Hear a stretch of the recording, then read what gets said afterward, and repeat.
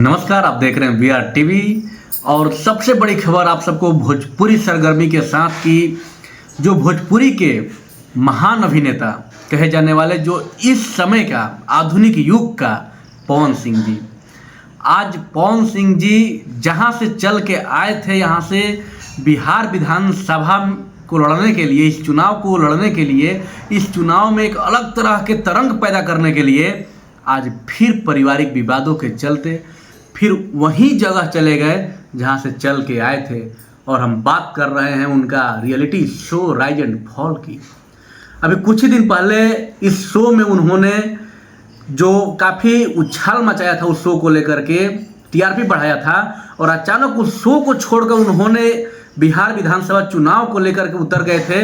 जैसे पिछले बार काराकाट लोकसभा से लड़े थे तो वही चर्चा हो रहा था कि फिर पवन सिंह जी आए हैं, फिर पवन सिंह जी बिहार विधानसभा में विधायक के पद से लड़ेंगे और एक नया ऊंचाई देंगे, फिर से वैसे ही भूचाल मचाएंगे।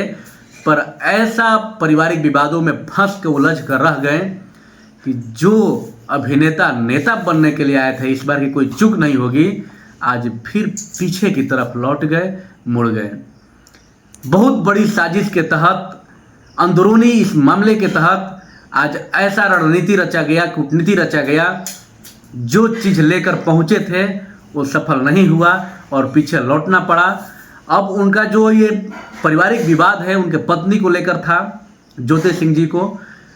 ऐसा गांव वाले बता रहे हैं कि उनको फंसाया जा रहा है, बाकी जो पब्लिक कह रही है कि नहीं, ज्योति सिंह जी बिल्कुल सही है, पवन सिंह जी ने गलत किया है उनके साथ। अब क्या है मामला, जब उन्होंने राइज एंड फॉल छोड़कर आया तो उसके बाद तुरंत ही उन्होंने बीजेपी के बड़े नेता, भारत लेवल के बड़े नेता जो भारत के गृह मंत्री अमित शाह जी से मिले, भाजपा के राष्ट्रीय अध्यक्ष जेपी नड्डा जी से मिले, और जिनको हराए थे काराकाट लोकसभा क्षेत्र में, यानी कि एनडीए के बहुत बड़े चेहरे उपेंद्र कुशवाहा जी, खुद उनके पास भी मिले, उनसे भी मिले। और जो भी बिहार के चुनाव को लेकर के प्रदेश अध्यक्ष हैं विनोद तावड़े जी, उनके साथ मिलकर के ये सारे चीज सलट गया था और ऐसा पूरे भूचाल पैदा हो गया था कि पवन सिंह जी अब बहुत बड़े चेहरे हो गए, बीजेपी के साथ आ गए, बीजेपी के टिकट पे अब लड़ेंगे, आरा बड़हरा के सीट से या काराकाट की सीट से, जहां से भी लड़ेंगे।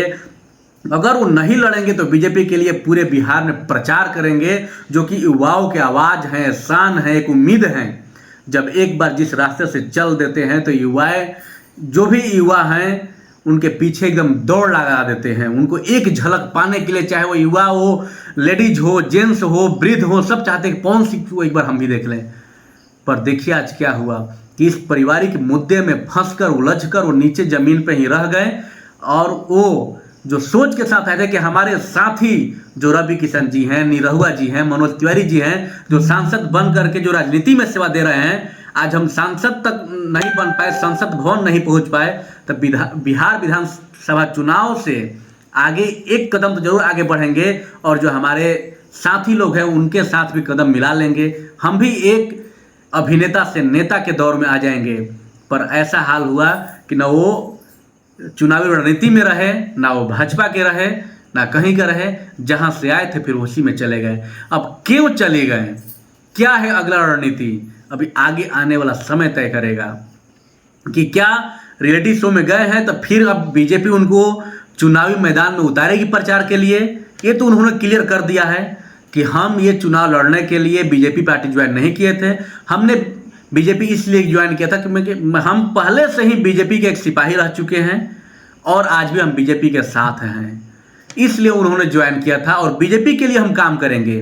पर अब तो फिर से वहीं मुंबई लौट गए, अपने उसी दुनिया में, उसी रंगीन दुनिया में। अब आगे क्या होता है, आगे आपके समक्ष फिर लेकर आएंगे। क्या पवन सिंह जी फिर आ रहे हैं, अभी चुनाव में अभी 20 दिन समय बचा हुआ है, 20 से प्लस दिन ही बचा हुआ है, क्या आप फिर से आ करके भूचाल मचाएंगे या शांत हो जाएंगे, या पारिवारिक मुद्दा के साथ उलझ कर उनका जीवन का मतलब जो गति है, प्रगति है, उन्नति है, वो अवनति हो जाएगा, या क्या कुछ होगा, आगे आप सभी को बताएंगे। पर अभी तक का यही खबर पूरा वायरल है और यही खबर पूरा भूचाल मचाया हुआ है कि पवन सिंह जी जहां से आए थे फिर लौट गए, राइज एंड फॉल से पहुंच कर आए थे इस जमीनी मैदान में, चुनावी मैदान में, आज फिर वहीं चले गए।